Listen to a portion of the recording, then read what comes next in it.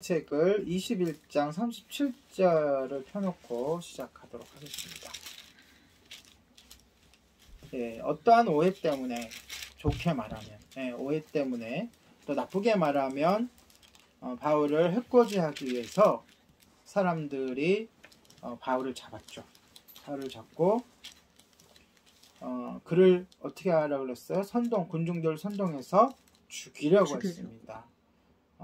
예루살렘에서 폭동이 일어날 것 같고 이런 군중들의 이런 소요가 일어나니까 천부장이 영내에서 대기하고 있던 그들을 감시하고 있던, 그러니까 치안을 담당하고 있던 로마에서 파송된 천부장, 1000명의 부하들을 다 이렇게 군인들을 이렇게 지휘한다 그래서 천부장이잖아요. 그 천부장이 바울을 결과적으로는 그들 군중으로부터 구해서 보호해서 영내로, 제가 영내에 대해서는 설명했죠 지난주에.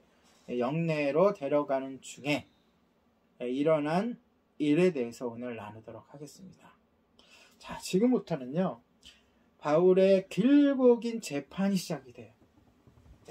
그래서 바울의 그 변론이 이제 많이 있어요. 적어도 사도행전의 이제 이후로 나머지 부분에서 최소한 6번의 바울의 변론이 이루어지고, 이 6번의 변론은 다 의미가 있고 아주 중요한 겁니다. 그래서 우리가 복음을 전할 때 이렇게 전하는 거구나 라고 하는 모본, 표본을 보여주는 내용이에요. 바울의 변론이 때로는 설교라고도 하고, 이제 재판이니까, 그렇죠? 자신을 변호사, 재판 보면 현대 재판에는 판사가 있죠. 판결을 내는 판사가 있고, 또 죄를 추궁하는 뭐가 있죠? 검사가 있고, 또 자신의 죄가 없다고 주장하는 변호사가 있고. 그렇지만은 이 당시에는 판사가 누구죠? 로마에서 파견해서 두 가지를 다 갖고 있죠. 군사권과 재판권을 다 갖고 있는 총독에게, 또는 꼭 총독이 아니더라도 그 어느 도시의 최고 관리자에게 판결권이 있는 거예요. 판사의 권한이 있는 거죠. 그리고 오늘 본문에서는 검사 역할을 하는 게 누구죠? 그 이스라엘의 예루살렘에 있었던 지도자들, 바울을 죽이려고 했던, 그쵸? 계속 이제 그들이 쫓아다닙니다. 대표적으로 누군가요? 대제사장들. 가장 검사라고 쳐서 가장 높은 지위에 있는 사람들은 대제사장들이겠죠. 그러면 변호사 쪽은 누군가요? 직접 바울이 변호를 하게 돼요. 특별히 변호사, 당시에도 물론 특별히 변호사라는 직업은 있었어요. 대신 변론해주고 말 잘하는, 그렇게 해주는 사람이 있었는데, 바울이 워낙 잘하고 또 워낙 하고 싶은 얘기가 많으니까 바울이 직접 그렇게 변론을 하게 되는데, 몇 번 있었다고요? 최소? 6번. 그 이상도 구분할 수는 있겠지만은 크게 6번이에요. 예를 들어서 방금 본문에 있는 예루살렘에 있는 이 군중들 앞에서, 오늘은 그걸 살펴볼 건데, 그 다음에 또 산헤드린은 어디죠? 그 유대인의 가장 높은 기관인 거예요. 유대인들은 지금 식민지 생활을 하고 있기 때문에 원래는 모든 법과 모든 경제와 모든 군사를 힘을 다 뺏겼어요. 그럼에도 불구하고 로마 황제가 유대인들의 그 특성 있잖아요. 유일한 하나님을 섬기고 또 율법이 있잖아요. 나름대로의 법이 있고 그런 것을 인정해 줬단 말이죠. 그래서 그 최고 기관, 유대인만의 최고 기관이 이 산헤드린이라는 거죠. 그래서 산헤드린 앞에서도 변론을 하게 되고, 또 벨리스가 총독이에요. 그러니까 재판을 받는 동안 총독이 한 번 바뀝니다. 그래서 벨리스 총독, 그 다음에 베스도 총독이에요. 그 앞에서 각각 변론을 하게 되고, 그 다음에 그 당시에 그 지역에 또 왕이 있어. 왕. 그 지역의 출신으로서, 그러니까 총독은 로마에서 파견된 사람이잖아요. 그쵸? 그런데 또 로마 황제가 또 인정하는 왕들이 있어요. 그 지역에. 그래서 아그리빠 왕이라고 해서 그 아그리빠 왕 앞에서 또 변론을 하게 됩니다. 그리고 마지막에서는 누구 앞에서 변론을 할까요? 네, 로마 황제 가이사 앞에서 최종적으로 로마에 가서 변론을 하게 돼요. 이렇게 총 크게 봐서 6번의 변론이 있는데 이 변론마다 다 의미가 있고 우리가 배워야 될 게 있고 또 우리가 적용해야 될 게 있다는 거죠. 네, 오늘은 그 중에서 첫 번째 변론은 뭐라 그랬어요? 예루살렘의 분노한 군중들 앞에서 하는 변론. 네, 자기를 잡아 죽이려고 했던. 이제 영내로 이제 올라가는, 영내가 어디 있어요? 높은 곳에 있단 말이죠. 왜냐면은 그 영내 꼭대기에 올라가면 그 예루살렘 전체가 보일 수 있도록 이렇게 하기 때문에. 그러니까 계단이 많이 있어요. 그 계단을 올라가다가 자신에게 뭐 할 수 있는? 군중들에게 말할 수 있는 기회를 달라라고 어느 나라 말로 했을까요? 당연히 헬라어로 했겠죠. 왜냐하면 로마 군인들이 다 헬라 사람들이니까, 로마 사람들이니까. 시골이 말이에요. 네?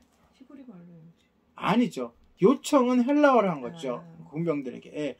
그러니까 이 능숙하게 헬라어로 구사하는 거 보고 아마 천부장도 놀랐을 거예요. 왜냐하면 38절에 보면 그는 짐작해서 바울이 이전에 소요를 일으켜서 4,000명을 데리고 광야로 피신했던 누군지 알았어요? 이집트 사람인 줄 알았기 때문에. 근데 헬라어를 유창하게 하는 거예요. 당연히 그럴 수밖에 없죠. 그는 그 헬라의 어디? 다소에서 태어난 사람들이고 또 공부도 잘하잖아요.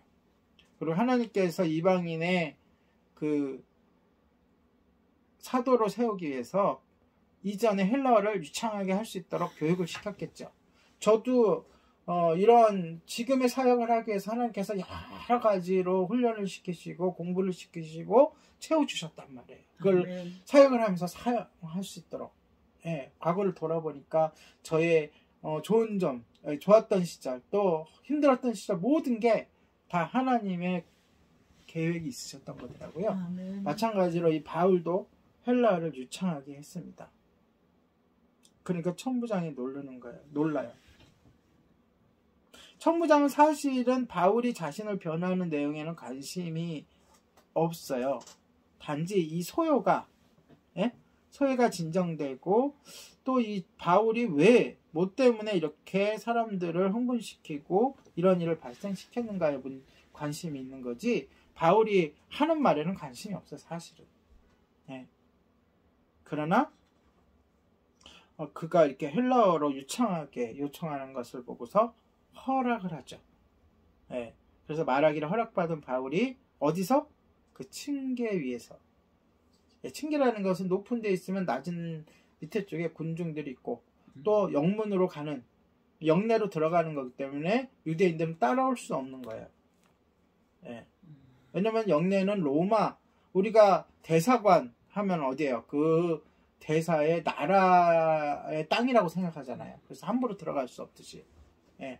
그러니까 밑에는 누가 있어요? 홍분에 있는 군중들이 있는 거예요. 그리고 계단 꼭대기에 누가 섰어요? 바울이 서서 이제 이야기를 하는 거예요. 바울이 쓰자 군중들이 조용해졌습니다. 그런데 이번에는 바울이 유창한 히브리 말로, 민족의 언어, 정확하게 얘기하면 당시에 쓰던 아람어라고, 아랍이 아니라 아람이에요. 아람어로, 그러니까 모국어예요. 우리는 우리가 쓰는 언어를 뭐라 그래요? 한글이라고 해서 한글. 그렇듯이 그 고유의 그 명칭이 있는 거예요. 그렇죠?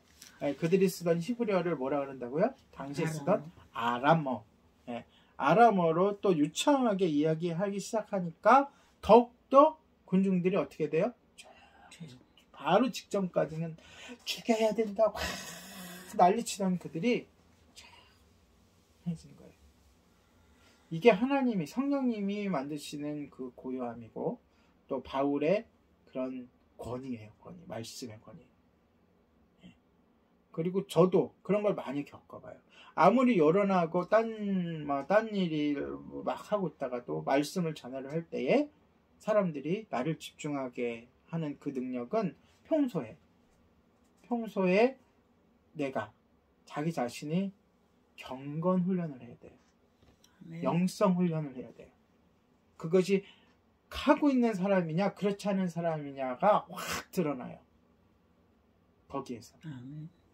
네. 그러니까 나의 놓고 낮음을 판단하는 게 아니라 말씀의 권위가 나를 통해서 여러분들 통해서 어떻게 전달되느냐를 볼 때에 내가 말씀을 들고 그 말씀을 이야기하려고 할 때에 그 상황들을 나에게 집중하는가를 보면 내가 평소에 말씀과 기도와 찬양으로 영적 무장을 제대로 하고 있다 없다는 것을 알 수가 있어요. 판단이 아니라 그러니까 그걸 보고서 점검을 할 수 있다는 거죠. 자, 바울이 섰더니 어떻게 됐어요? 쥐지고 있는 듯이 쫙해졌어요. 이러한 말씀의 권위는 예수님도 평소에 보여주셨던 거예요. 그 많은 군중들에게 말씀을 어떻게 전해주셔요? 다 한마디씩 하면 그 한마디가 얼마나 시끄러지겠어요. 그런데 예수님이 산에 딱 올라가서 바위에 걸쳐서 딱 앉으시면 군중들이 어떻게 돼요? 조용해지는 거예요.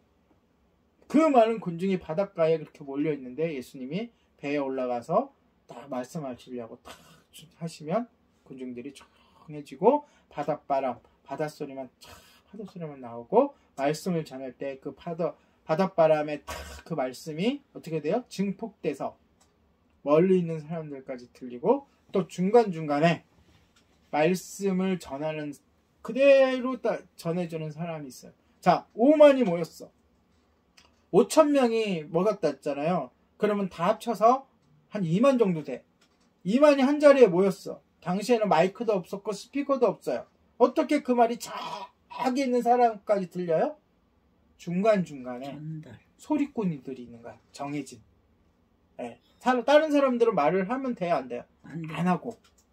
그 소리꾼들의 얘기, 전달 소리를 듣는 거예요. 그렇게 전해져요. 네.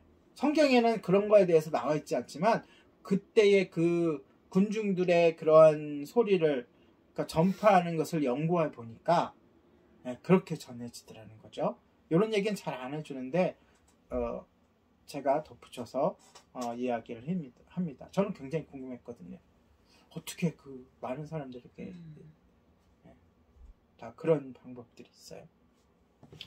위치상으로 말하는 사람이 높은 데 있었고 또는 위치상으로 바다를 등지고 있고 네, 그 다음에 두 번째로는 중간중간에 누가 있다고요? 소리꾼. 네, 한국말로 얘기하면 이제 소리꾼이겠죠. 네, 스피커가 전달자, 스피커 영어로는 이렇게 얘기하겠죠. 있었다는 거예요. 자, 본문으로 다시 돌아와서 아람어로 군중에게 연설을 시작했어요. 그런데 여기서 특이점이 있어요. 그 연설. 자, 변호사면 뭘 해야 돼요? 변호사면 자신을 변호해야 돼요. 그런데 바울은 자신을 변호하는 말을 한마디도 하지 않습니다. 저 같으면 이렇게 얘기하겠어요. 여러분 지금 오해하고 있어요. 저는 헬라인을 성전으로 데리고 간 적이 없어요. 증인이 있어요. 여러분 오해하는 겁니다. 진정하십시오. 라고 변할 거예요. 저 같으면.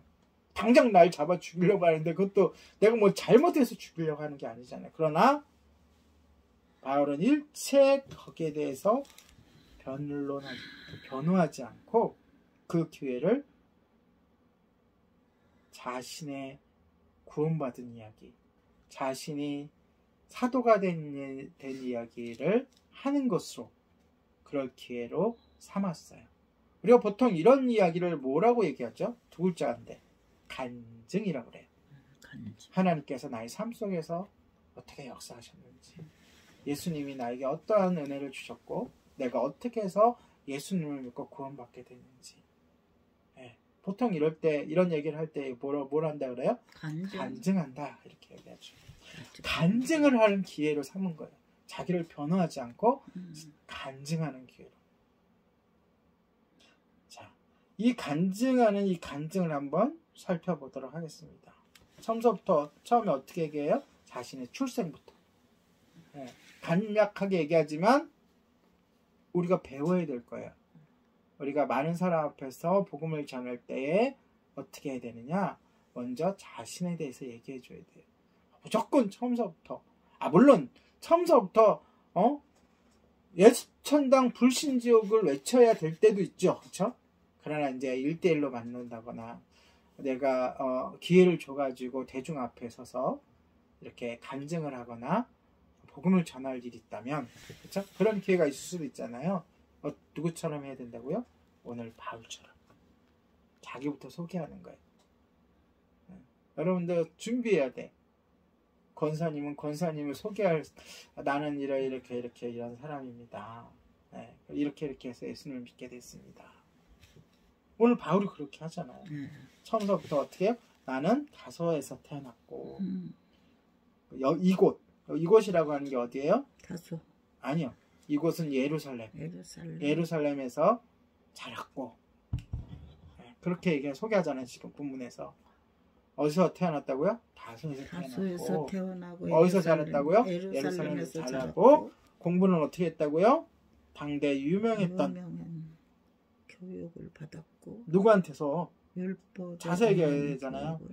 율법 교사였던 당대 저명한 유대교 교사 중에 한 사람이었던 가말리엘 밑에서 공부했습니다. 이렇게 얘기하는 거예요. 그러면서 상대방과의 동질성을 이야기하는 거예요. 당신들이 그렇게 존경하는 그 가말리엘이라는 학자의 밑에서 공부를 했는데 뭘 공부했겠어요? 이 학자가 뭘 가르치는 학자예요? 율법, 구약,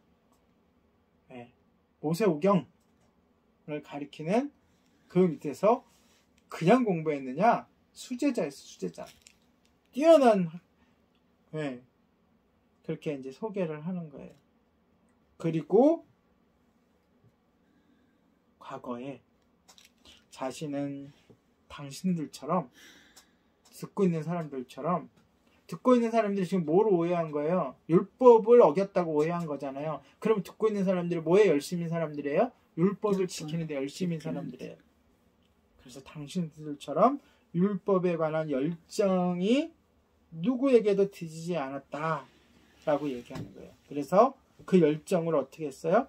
그리스도인들을 박해했다. 그들을 감옥에 넣었다. 심지어 그들을 죽였다. 또 죽이려고 했다. 그리고 이제 예수님을 만나는 것으로 이제 전개를 합니다. 그러다가 더 그 일을 하려고, 더 그리스도인들을 박해하고 감옥에 넣고 죽이려 하는 일에 더 잘하려고 대제사장과 아까 얘기했죠? 최고의 기관 산헤드린의 허락을 받아서 예수를 따르는 사람들을 잡아 예루살렘으로 데려와서 뭐 하려고 하는 거예요? 형벌을 받게 하려고. 그렇지. 감옥에 가두고 재판을 하고 핍박하고 심지어 죽이게 하기 위해서 어디로 갔다고요? 다마색으로 내려가다가 왜 내려가다가라고 표현했는지는 저번에 설명했어요. 그렇죠? 위치가 예루살렘이 제일 꼭대기에 있고 지형상 또 예루살렘이 가장 중심 도시고 오늘날로 얘기하면 서울인 거죠. 서울. 그래서 내려가다가 이제 진짜로 바울이 하고 싶은 얘기가 여기서부터예요. 이제 다메섹으로 가는 길의 경험을 이야기합니다. 그러면 이건 여러분을 빗대어 뭐예요? 여러분이 구원받게 된, 예수님을 만나게 된 계기를 이제 시작을 하는 거예요. 자, 여기서 중요한 거. 이 얘기를 시작하기 전에 바울은 어떠한 얘기를 했죠? 자기 얘기를 어떤 목적으로? 당신들의 마음을 여는 목적으로. 듣는 사람들하고 동질감을 느끼는. 그럼 여러분들도 어떻게 해야 돼요? 앞에서 듣는 사람들과 똑같은 사람이라는 것을 이야기해 줘야 돼요. 예를 들어서 면목동에서 우리 그 제2의 고향이 면목동이잖아요. 저 같은 경우에는 거기서 초등학교, 중학교, 고등학교를 나왔기 때문에 그럼 제가 면목동에서 전도를 한다고 쳐요. 저는 이곳에서 어렸을 때 5살 때 이곳에 와서 여기서 이렇게 학교를 나오고 여러분과 같이 뛰어놀던 그런 사람이었습니다. 라고 이제 얘기하는 거 똑같은 거예요. 네. 자, 그 일이 반드시 필요하다는 거예요. 복음을 전할 때. 그러니까 정식적으로 사람들 앞에서 복음을 전할 기회가 있을 때는 그러니까 시간도 주어진 거 아니에요. 그러면 이런 과정을 거쳐서 복음을 끄집어내야 된다는 거예요. 먼저 사람들의 마음을 열어놓고 최대한 대로. 네. 자, 그러면서 무슨 얘기를 해요? 예수님 만난 얘기를 해야죠. 그런데 남이 한 얘기, 책에서 읽은 얘기를 하는 게 아니라 어떤 얘기? 자신이 겪었던 경험한 거. 자신이 왜 예수님을 믿는지. 그러니까 평소에 정리가 돼 있어야 돼. 네. 자, 그래서 여러분 잘 아는 다메섹 사건을 이야기합니다. 쭉 이야기를 해요. 빛을 하나님이 예수님이 비췄다 그랬죠. 강력한 빛 때문에. 자, 그 다음에 7절. 자, 사울아, 사울아, 내가 왜 나를 박해하느냐. 뭐 여기에 대한 이제 단어라든지 내용들이 약간씩 이제 간증할 때마다 바뀔 수가 있어요. 예, 약간씩 달라요. 예, 여러분들 얘기할 때 똑같이 얘기합니까? 예. 그랬더니 예수님, 여기 아주 중요한 거예요. 예수님이 뭐라고 하셨다고요? 8절에 나는 내가 박해하는 나사렛 예수라. 자, 이 장면이 어떤 장면인가요? 제가 책을 쓰거나 간증을 할 때 늘 얘기하죠. 제가 예수님을 인격적으로 만났을 때의 장면을 이야기하잖아요. 바로 바울은 이 장면인 거예요. 예수님을 어떻게 만나요? 책으로 만나요? 성경을 읽으면서 만나요? 아니요. 그 얘기가 아니라 예수님을 인격적으로 만났다. 아니, 직접이라는 것보다 물론 직접 만났으면 그 얘기를 하면 되고, 그렇죠? 또 인격적으로 만났다는 것은 내가 정말 나의 모든 인격에서 예수님이 나의 구주시곤하고 내가 성령님이 나를 감동하신 것도 인격적으로 만난 거예요. 그러니까 뭔가 특별한 바울처럼 이렇게 눈으로 보이고 환상으로 보이고 하는 것이 없는 사람들도 내가 진정으로 예수님을 받아들이는 그때 내가 무슨 말씀을 읽고 그렇게 받아들일 수도 있고, 또는 내가 무슨 몸에 병이 있었는데 그것을 통해서 그 낫는 과정에서 하나님을 만날 수도 있고, 그렇죠? 그런 자신만의 그러한 간증, 그러한 만남에 대한 이야기를 하는 거예요. 자, 그리고 또 무슨 얘기하죠? 이제 소명받는 얘기를 합니다. 소명을 어떻게 받았어요, 바울은? 소명이 뭐예요? 사역하는. 하나님이 나를 구원해 주셨고 하나님께서 나를 살려주셨으니까 내가 이제는 나를 위해 사는 게 아니라 하나님을 위해서 살겠습니다 라고 고백을 하고, 그러면 어떻게 하나님을 위해서 살 것이냐? 성령님께서, 하나님께서 나에게 주시죠. 그 얘기를 하는 거예요. 어떻게 살 것이냐, 이게 소명인 거예요. 네. 자, 어떻게 살 것이냐라 소명을 받는 일이 어떻게 일어나요? 바울의 입장에서는 자신에게 예수님이 직접 말씀하신 게 아니라 누굴 통해서? 아나니아라는 선지자를 통해서. 그 아나니아가 어떤 사람이었어요? 바울이 얘기하는 말을 잘 들어요. 무슨 경건? 율법의 경건한 사람. 율법의 경건으로 그 지역에서 인정받는 사람. 어쩌면 예루살렘까지도 소문이 난 사람일 수도 있어요. 왜 이렇게 이 말을 했을까요? 아까도 얘기했잖아. 이 군중들이 뭐에 열심인 사람이에요? 율법을 지키는데. 근데 아나니아가 꼭 율법만 지키는데 경건한 사람이었겠어요? 예배하는데, 하나님께 기도하는데, 여러 면에서 경건한 사람이었는데, 특별히 뭐에 대해서 얘기해요? 율법에 대해서. 다 이유가 있는 거예요. 되도록이면 어떻게 해서든 그들의 마음속에 자기를 죽이려 하는 군중들의 마음속에 복음을 심어주기 위해서 그들에게 뭘 맞추는 거야? 코드를 맞추는 거예요. 우리도 이렇게 해야 된다는 거예요. 내가 나만 정결하고 나만 잘 알고 있고 나만 구원에 대한 확신이 있으면 되는 게 아니라 중요한 것은 듣는 사람이 복음을 받아들이는 게 제일 중요한 거잖아요. 그러니까 그에 대해서 맞춰야죠. 그에 대해서 연구해야 되고 그에 대해서 기도해야 되고 그의 관심거리가 무엇인지 상대방의 걱정거리가 무엇인지 또 상대방이 좋아하는 게 무엇인지 다 되도록이면 많이 알아야 돼요. 아멘. 그게 열심인 거예요. 그게 복음에 대한 열심이라는 거예요. 그게. 네. 그래서 그 아나니아를 소개할 때에도 율법에 경건한 사람이다. 그 뜻은 뭐냐? 율법을 철저히 지키려고 하고 지키는 사람이다. 엄격한 사람이다 라는 뜻이에요. 그리고 그 지역의 유대인들에게 누구에게? 유대인들에게 다메섹에 유대인들에게 존경을 받는 사람이다. 네. 어쩌면 예루살렘 사람들도 그를 이름은 알고 있을 수도 있어요. 그 정도면. 그를 통해서 뭘 받았다고요? 소명을 받았는데 어떤 소명? 바울이 보고 들은 것을 전하는. 누구에게? 누굴 봤어요? 예수님. 뭔 얘기를 들었어요? 예수님에게 직접 나는 내가 박해하는 나사렛 예수다. 이 뜻이 뭐예요? 나사렛 예수, 제자들이 어떻게 나사렛 예수를 어떻게 전해요? 그의 오심과 그의 나심과 죽으심과 부활을 증거하잖아요. 그런 그 예수라는 거예요. 거기에 대해 자기가 바울이 보고 들은 것에 대한 것을 그러니까 보고 들은 것을 세상에 알리는 증인이 되는 것이 그의 뭐예요? 소명. 난 이렇게 소명을 받았습니다 라고 군중들에게 얘기하는 거예요. 여태까지도 쫙 군중들이 쫙 듣고 있어요. 아, 소명을 받은 사람이구나 이렇게 듣고 있는 거예요. 아나니아는 그에게 확신을 주었고, 그렇죠? 네. 어떻게 확신 줬어요? 증거가 뭐예요? 그의 눈이 밝아지잖아요.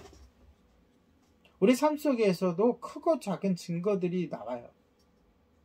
그걸 우리가 캐치할 수 있는 영적 시각을 가져야 돼요. 예를 들어서 우리가 기도한 무엇인가가 이루어진다. 그것도 하나의 확신을 우리들에게 주는 거예요. 하나님. 네. 그리고 아나니아를 보내서 확신을 주시잖아요. 그리고 가르쳐 주시잖아요. 이게 소명인 것이고.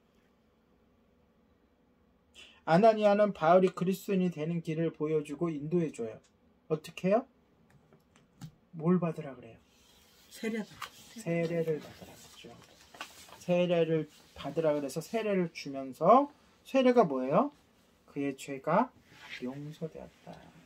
바울의 서신이나 오늘 그 변론에서도 보면 바울은 자신이 예수님을 만나기 전에 그리스도인들을 핍박한 것에 대한 빚을 늘 마음에 두고 있었어요.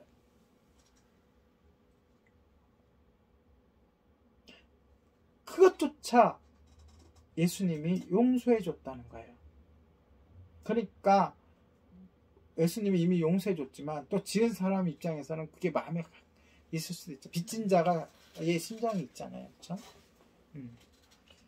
그런 거예요. 그래서 뭘 줬어요? 아나니아가? 세례를 주는 거예요. 그러면서 뭘 한 거예요? 소명을 인치는 거예요. 소명에 대한 증거. 하나님이 들어 쓰실 때는 먼저 그의 죄를 다 용서해 주시고 씻어 주시는 겁니다. 그래서 세례라는 것이 그런 의미에서 중요한 거예요. 세례를 받지 않았다고 해서 구원을 못 받는 것은 절대 아닙니다. 그러나 세례라는 것은 인치심이에요. 먼저 영적인 세례가 있죠. 예수님과 함께 십자가의 나의 죄를 다 못 받고 예수님의 부활과 함께 내가 새롭게 되는 것. 그것이 영적인 세례고, 이렇게 많은 사람들이 볼 수 있는 이런 외형적인 세례는 거기에 대한 인치심, 예, 거기에 대한 고백, 선포, 그런 의미가 있는 것이죠. 지금 바울이 이야기하고 있는 이것, 사실인 이 바울에게 일어난 이 일은 굉장히 놀라운 일이에요. 왜냐? 교회를 박해하는 데 있어서 으뜸 갔던 그가 바울로 인해 얼마나 많은 사람들이 고통을 당했겠어요. 얼마나 많은 사람들이 생명을 잃었겠어요. 고문을 당했겠어요. 많은 사람들의 그 울부짖음과 그 피해값들이 그가 어떠한 과거가 있든지 예수 그리스도의 보혈로 용서받고 깨끗함을 받았다. 굉장히 이 일은 놀라운 일이고 굉장히 우리의 삶 속에서도 중요한 일입니다. 여러분도 어떠한 삶을 살았던 간에 예수 그리스도를 믿으면 주님의 보혈로 깨끗해진다는 거예요. 아멘. 이게 복음이에요. 아멘. 자, 그 다음에 말을 이제 전개를 합니다. 예, 그렇게 해서 소명을 받았어요. 그래서 그가 어디로 왔어요? 당시에 복음의 중심지였던 예루살렘으로 옵니다. 예, 예루살렘에 온 일은 그 사도행전 앞에 보면은 자세하게 나와 있어요. 사람들이 믿지도 않았고 사도들도 믿지도 않았는데 누가 중재자가 됐어요? 바나바가 중재자가 돼서 오해를 풀고 이렇게 했다. 그래서 어느 날 중요한 거는 이제 그 얘기가 아니에요. 바울에게는 지금 복음을 전하고 간증을 하는 게 중요하기 때문에 그런 얘기는 하지 않았고 어떤 거? 예루살렘을 떠나게 된 이유를 얘기해요. 예, 왜? 기도 중에 주님께서 그에게 환상 가운데 이야기하시죠. 예루살렘을 떠나라고. 유대인들이 믿지 않는다고. 그리고 너는 예루살렘을 떠나서 헬라 지역에 가서 복음을 전하게 될 것이다. 그래서 거기에 대한 순종을 하죠. 그것이 바로 1차, 2차, 3차에 걸치는 선교 여행이잖아요. 그렇죠? 그 얘기를 합니다. 거기까지는 잘 들어요. 조용하게.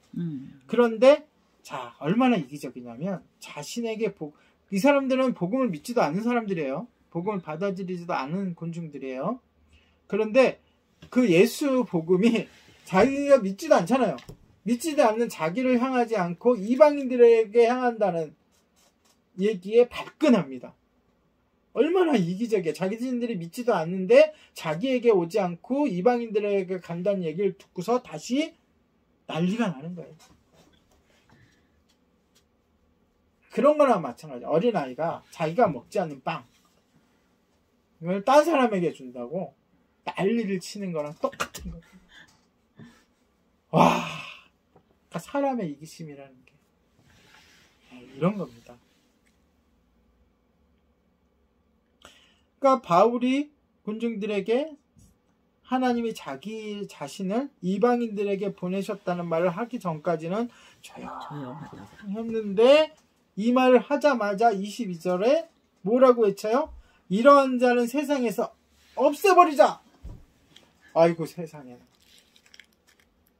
이런 자는 살려둘 자가 아니니라. 죽여야 된다. 라고 원래대로 처음에는 뭐 때문에 오해해서 지금은 뭐 때문에 이기심 때문에 군중들 다시 분노를 표출합니다. 자, 그들은 어떻게 했어요? 티끌을 곤증에 던져요. 티끌, 땅에 있는 티끌들을. 그리고 옷을 벗어 던져요. 이건 무슨 뜻인가요? 네? 분할 때 하는 짓이에요? 경멸할 때. 경멸. 이 바울의 이 말을 저주할 때, 경멸할 때. 상황을 지켜보던 천부장이 이걸 보면서 놀래 자빠져가지고 바울을 영내로 급하게 데려갔어. 놔두면 큰일 날 거. 천부장이 보기에는 이 도망온 바울이나 적 군중들이나 다 뭐예요? 신민지 피지배민들이에요. 깔보고 있는 민족이란 말이야. 그래서 어떻게 해요? 바울에게 채찍을 가하며 저 군중들이 왜 당신에게 이런 일을 이렇게 행동하는지를 신문하려고 해서 채찍을 때리라고 합니다. 지시를. 채찍을 때리면 어떻게 돼요? 묶어놓지 않으면 막 난리를 치겠지, 아프니까. 그래서 가죽줄로 묶어요. 묶으려고 할 때에 천부장을 시키는 거니까. 아니, 천부장이 백부장을 시켜서 묶고, 백부장에게 뭐라 그래요? 뭐라 그래요? 로마 시민이다. 로마 시민이다 이렇게 써요. 로마 시민을, 로마 시민권이 있는 자를, 죄도 없이 죄를 정하지 않고, 그렇지, 재판도 안 하고 채찍질하는 것이 합법적인지 물어요. 왜냐면 이 로마 군병은 자기 편이 돼야 돼요. 바울 편이. 그래서 따지듯이 묻는 게 아니에요. 따지듯이 묻는 게 아니라 로마 시인은 이때 밝히잖아요. 처음부터 밝힌 것도 아니고. 왜? 처음에는 누구에게 증거를 해야 돼요? 유대인에게. 유대인에게 로마 신을 밝혀봐야 오히려 기름에 불 붙는 거죠. 그러니까 정확한 때에 자기를 이제 채찍질 하려고 하는 그 백부장에게 자기가 로마 시민임을 밝힙니다. 천부장이 이제 백부장이 가서 이걸 보고 하니까 깜짝 놀랍니다. 로마 시민인 것을 보고서. 그리고 확인을 하죠. 와가지고 자기는 돈으로 샀대. 돈을 많이 주고 샀대. 그것도 많이 주고. 그런데 바울은 어떻게 왜 로마 시민이 됐죠? 어려서부터. 이거는 완전히 질이 다른 거야. 같은 로마 시민이라고 해도 로마 시민이라고 하는 거기에도 이게 있는 거예요. 그렇지. 예. 그러니까 깜짝 놀랍니다. 왜냐하면 합당한 재판 없이 로마 시민을 채찍질하는 것은 불법이기 때문에 나중에 자신이 어떠한 징계를 받을지도 모르는 거예요. 그 정도로 그 로마 시민권, 그러니까 로마는 어느 정도 개방적으로 각 식민지를 다스렸지만 철저하게 구분을 한 거예요. 로마 시민권이 있는 사람과 로마 시민권이 없는 사람들에게는 이렇게 모든 일에 있어서 차별을 두고, 그리고 권리도 달라요.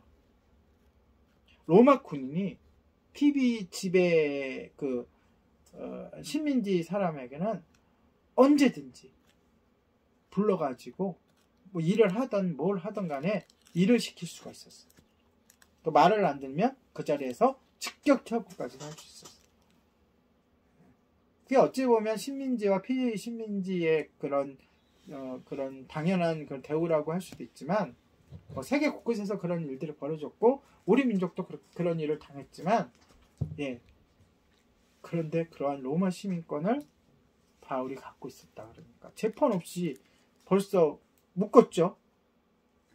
우리 앞에서 봤잖아요. 뭘로 묶었어요? 데려갈 때는 쇠사슬로. 쇠사슬로 묶고. 완전 죄인 취급한 거죠. 지금은 어떻게 하려고 그래요? 채찍질 하려고, 고문하려고. 채찍질하는 게 고문인 거잖아요. 그래. 그 일이 알려지면 큰일 나니까 그때서부터 적극적으로 목숨 걸고 바울을 보호하기 시작합니다. 나중에 이제 쭉 우리가 살펴볼 거지만 적극적인 바울 편이 돼서 바울의 신변을 보호해요. 이것도 하나님의 섭리겠죠. 그럼.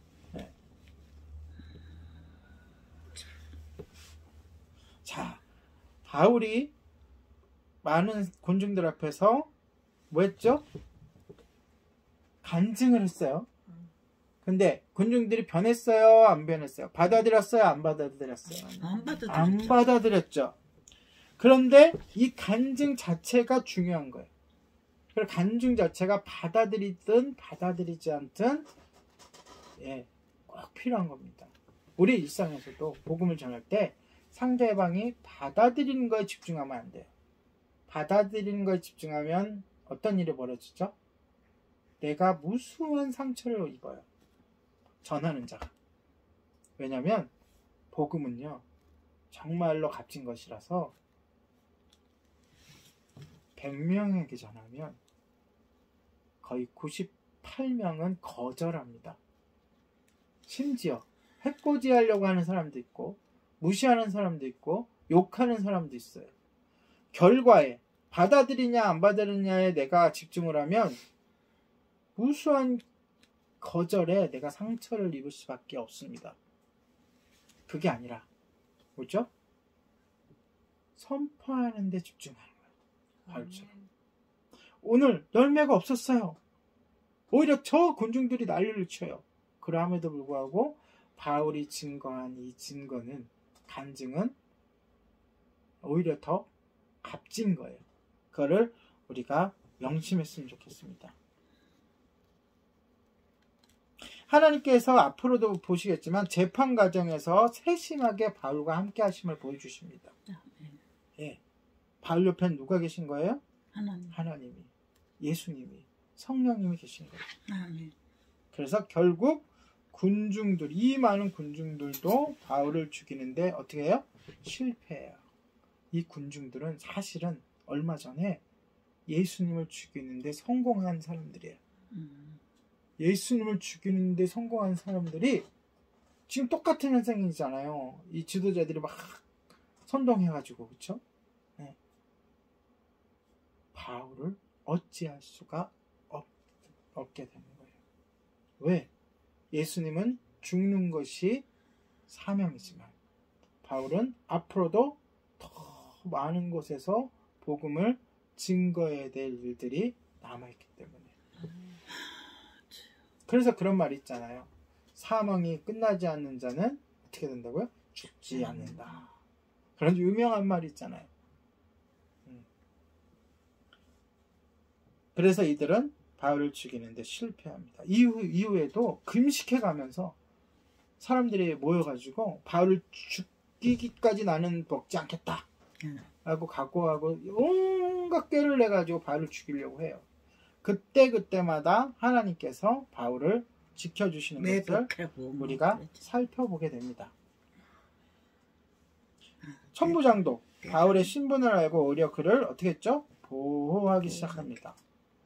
바울은 아마도 이 순간 자신은 그 외부적으로는 위협에 처해 있지만 하나님이 함께 하신다는 것을 깨닫게 되고 더 믿음을 굳게 하고 오히려 평화 가운데 있었을 거예요. 하나님이 원하지 아니하시면 그 어떤 일도 생기지 않는다는 확신이 있을 것입니다. 왜? 나중에 보면 배가 광풍을 만나가지고 다 죽게 됐는데도 유일하게 한 사람 바울만은 확신 가운데 있었어요. 그 확신이 지금 이 순간에도 있을 것입니다. 아멘. 삶에 겪는 최악의 순간에도 바울은 자신이 주님 손에 있다는 것을 믿었다는 것이에요. 아까도 얘기했지만 그는 자신을 변호하기 위해서는 일체 한마디도 하지 않습니다. 왜? 하나님이 바울의 변호인이시기 때문에. 여러분, 예수님이 그런 얘기 하셨죠? 보혜사라는 얘기를 하세요. 그 보혜사의 다른 뜻은 변호인이라는 뜻이에요. 원 보혜사는 예수님이시죠. 그리고 예수님이 가신 후에 우리를 끝까지 지키고 보호하시기 위해서, 인도하시기 위해서 성령님을 보내주셨죠. 그래서 보혜사 성령님이라고 그러잖아요. 그럼 곧 삼일체 하나님이기 때문에 하나님은 우리들의 영원한 변호인인 거예요. 아멘. 재판관이신 하나님이 우리의 변호인이신데 그 누가 사탄조차도 우리를 어떻게 할 수 없는 거예요. 오늘은 그것을 마음에 두시고 아멘. 오늘 돌아가시기 바랍니다. 아멘. 바울은 그 하나님을 전적으로 신뢰했습니다. 우리도 삶에서 어떠한 어려움을 만날 경우에라도 바울처럼 변호사이신 우리의 변호인이신 하나님을 신뢰하는 여러분 되시기 바랍니다. 아멘. 말씀을 정리합니다. 여러분, 우리가 살아오면서 혹시 좀 억울한 일을 당한 적이 있습니까? 잘못된 비난으로 인해서 나의 명예가 실추되고 내가 그것을 변론해야 될 일이 있을 때가 있으니까 저는 있었어요. 많이 기억나는데 그 중에 가장 아직까지도 기억나는 것은 어렸을 때 내가 잘못하지 않았는데 엄마가 동생이 잘못했는데 억울하게 나를 막 구박을 하는 거예요. 얼마나 억울하든지. 내가 그랬어. 그런 적이 있어. 이 준 사람은 기억을 못해. 사실 당한 사람은 기억을 해. 그때 내가 예수님을 알았더라면 그렇게 마음 상하진 않았을 거예요. 왜? 예수님은 다 알아주시니까. 아멘. 제가 지금 지금 우리 웃으라고 에피소드를 얘기했지만 이것은 약하잖아요. 우리가 살다 보면 얼마나 억울한 일이 많이 일어나요. 그렇죠? 그런데 그럴 때 바울처럼 자신을 변호하려고 하지 말고 뭘 하려고? 예수님을 증거하라고 했어요. 아멘. 그렇게 하시면 내 대신 누가 날 변호해 주세요? 바로 하나님께서 변호해 주신다는 것을 믿으시기 바랍니다. 아멘. 오직 우리는 복음을 전하는 데만 관심을 가지시기 바랍니다. 아멘. 다른 사람들이 보기에 좋은 것들이 우리의 사역에 있어서 함정이 될 수가 있어요. 네. 그러니까 우리가 늘 조심해야 돼요. 아멘. 아멘. 네. 나를 변호하기 위해서 뭐 내가 하는 일을 뒷받침하기 위해서 이것저것 갖다 붙이다 보면 오히려 그것이 우리에게 올무가 되고 우리 예림교회도 그렇게 하면 뭐 이거 사회에서 뭐 잘하는 거 뭐 좋은 거 남들 보기에 좋은 것들을 갖다가 확 뒤섞어 놓으면 예림교회도 함정에 빠질 수 있습니다. 그러지 말고 온전히 바울이 그랬듯이 한 것만 바라봐요. 뭐만? 생명을 구원하는 일에만 집중하자고요. 아멘. 그러한 우리 교회도 모든 성도님들도 되시기를 예수님의 이름으로 축복합니다. 아멘.